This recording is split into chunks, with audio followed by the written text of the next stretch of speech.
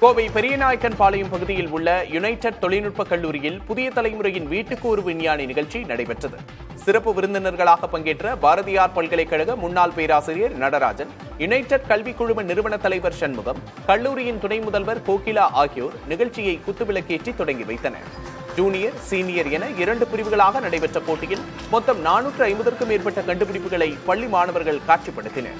அன்றாட வாழ்வில் பயன்படுத்தப்படும் பொருட்கள் முதல் அதிநவீன தொழில்நுட்பம் வரை பல வித்தியாசமான கண்டுபிடிப்புகள் காட்சிப்படுத்தப்பட்டன. போட்டியில் முதல் 5 இடங்களை பிடித்த மாணவ மாணவிகளுக்கு சான்றிதழ்கள் மற்றும் பரிசுப் பொருட்களும் வழங்கப்பட்டன.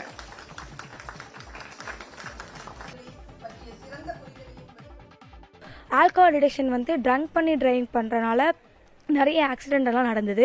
ஸோ அந்த ஆக்சிடென்ட் எல்லாம் அவாய்ட் பண்ணுறதுக்கு தான் நாங்கள் இந்த டாப்பிக்கே எடுத்தோம். ஆல்கஹால் டிடெக்ஷனால இது என்ன பண்ணுவோம்னா, ஆல்கஹால் ட்ரங்க் பண்ணி டிரைவ் பண்ணுறவங்க அந்த பிரீத்தில் இருக்கிற ஆல்கஹால் கண்டென்ட் சென்ஸ் பண்ணி அந்த என்ஜின் லாக் ஆகிடும். ஸோ வண்டி ஓடாது.